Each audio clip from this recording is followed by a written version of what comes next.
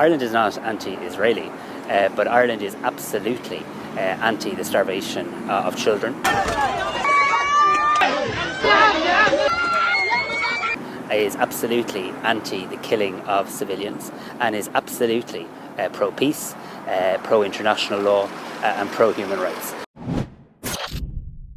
As Israel closes its embassy in Ireland, it continues to act as the victim, playing the anti-Semitism card on Ireland. Israeli Foreign Minister Gideon Saar claims that Ireland's actions and rhetoric are based on the delegitimization and demonization of Israel, calling it a double standard. בין ביקורת לבין אנטישמיות שמבוססת על דה-לגיטימציה ודה-הומניזציה של ישראל וסטנדרטים כפולים כלפיה מאשר כלפי כל מדינה אחרת. On Sunday, Saar stated that the decision to close the embassy in Dublin was due to what he described as the extreme anti-Israel policies of the Irish government.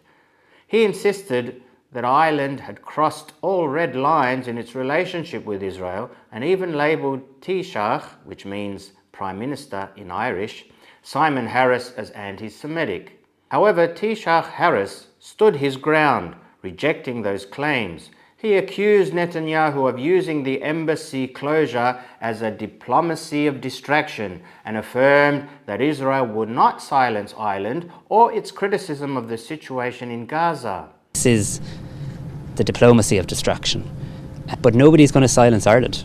Now let's compare Harris's brave stance to that of Australian Prime Minister Anthony Albanese, when Israel made similar accusations against Australia for voting in support of a UN resolution calling for an end to its presence in occupied Palestine territories.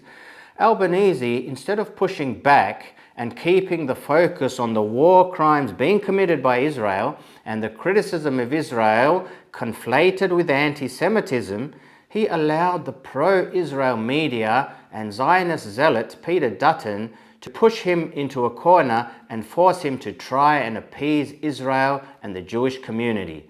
This allowed them to shift the narrative from Israel's violations of international law to the rise of anti-Semitism in Australia. I'm very proud of the position of people right across Ireland, that we are pro-human rights, we are pro-international law.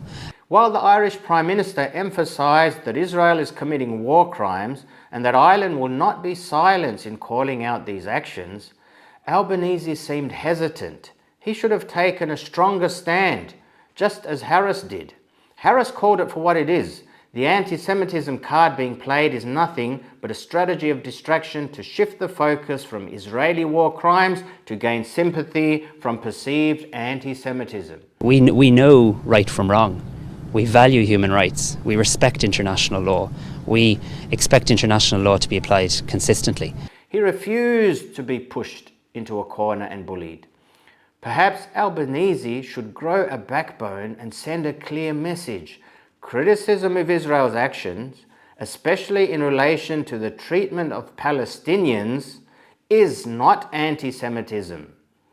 We all need to stand up against the false narrative that says criticizing Israel means being anti-Semitic. This kind of propaganda needs to stop as it threatens our right to free speech. We cannot let the Israeli lobby influence our government to the point where Israel is free from criticism while it continues to kill innocent civilians and children in Palestine with impunity.